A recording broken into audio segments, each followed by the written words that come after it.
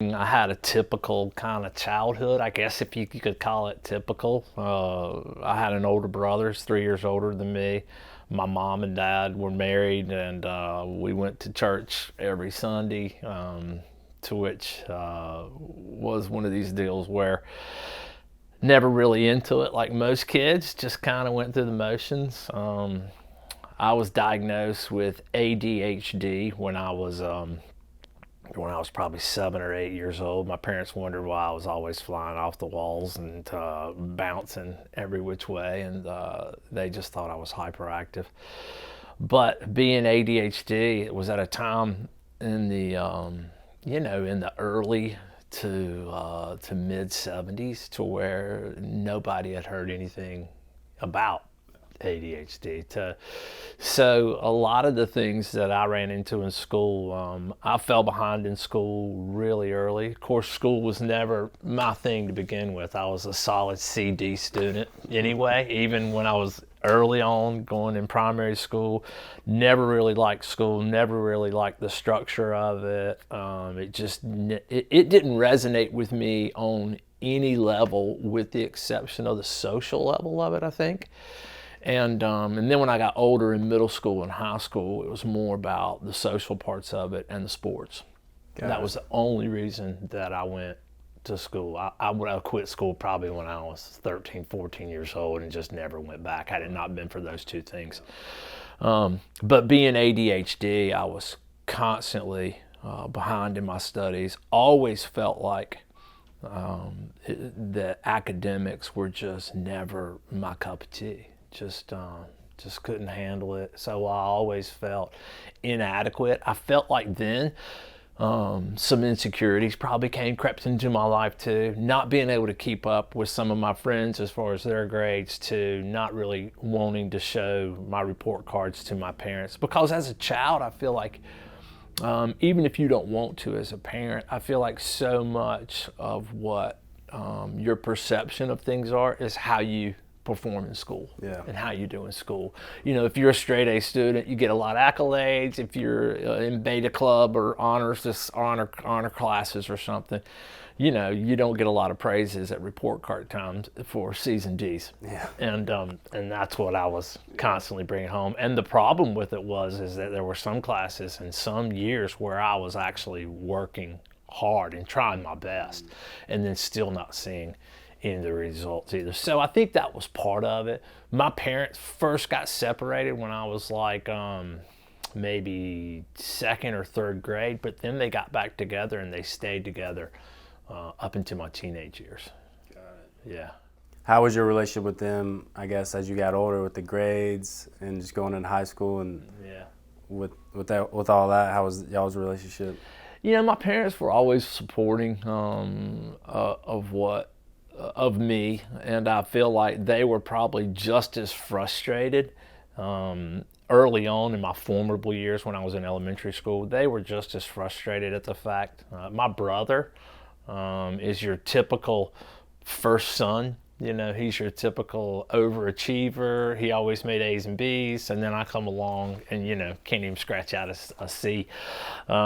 So I think they kind of knew that I had some challenges. They saw that I was willing to work sometimes.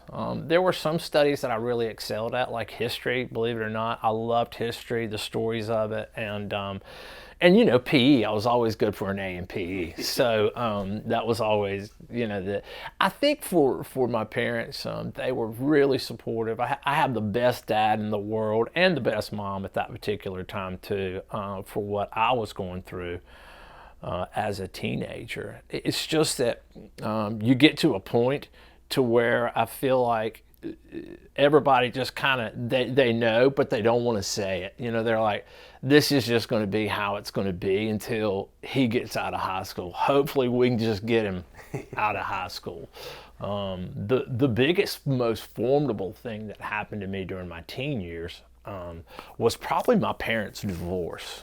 My parents divorced when I was 14, and my brother, since he was older, 3 years older, he left for college the same year. So that was when I started to get go sideways with some of my behaviors and some of the crowd that I was running with, and So you're saying that you think that had a big effect on your decision making? yeah, that was probably a watershed moment for me. There was a traumatic experience that happened with the police, and them being called over to our house, and I just remember my mom being hauled off, and I remember that particular point, making a decision in my life, in my head, that it was such an emotional turmoil for me that I just said, I'm just never going to love anybody else like this, because love, basically, it hurts when you allow yourself to trust. And for a 14-year-old, and I probably was not emotionally mature enough to handle it. I don't know if anybody is at 14. I think some kids are probably more emotional stable to handle it. Me already having some insecurities, that just accentuated those things, and it just kind of blew them open. And so from that point on, I remember making a conscious decision that night that I was never going to trust anybody or really allow them into my close inner circle from that point on. So I think that affected my relationships from that point on, as far as I would hold everybody at an arm's distance. And if you got too close, I would personally sabotage the relationship just to have it blowing up later.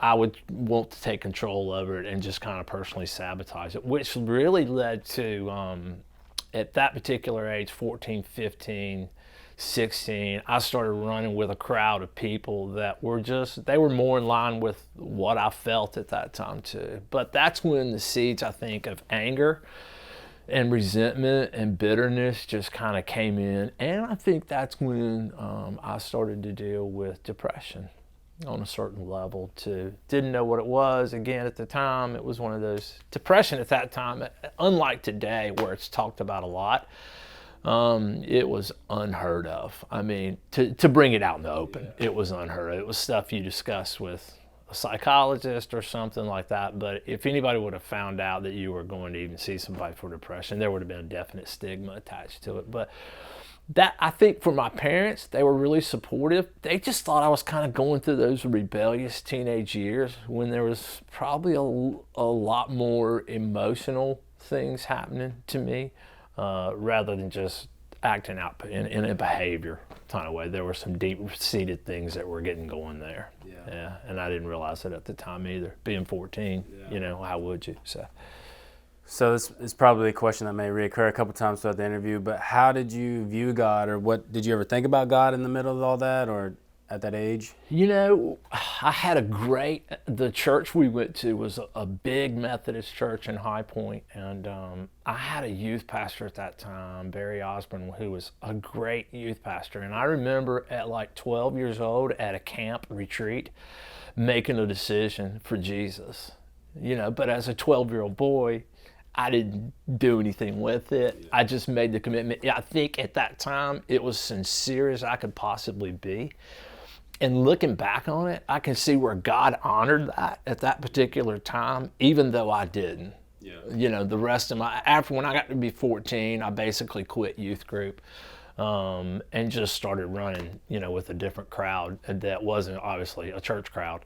And so for me at that particular point, I didn't think a lot about God. As a matter of fact, I was probably forming some opinions there that were even, because I'd been hurt through my parents' divorce, I was probably forming some opinions there that was more along the atheist, running. Even though I had made that commitment, and even though I'd been grounded in religion and been grounded in Christianity specifically, I was probably starting to form more of a negative view of God at that time, just because the circumstances surrounding my life at that time too. So, and the hurt. I was basing some of my beliefs and opinions out of pain and hurt and frustration, rather than coming at it in a sensible way too. But as a kid, I think you kind of, play the hand you're dealt when it comes to that, and that was where I was at with it at that particular time.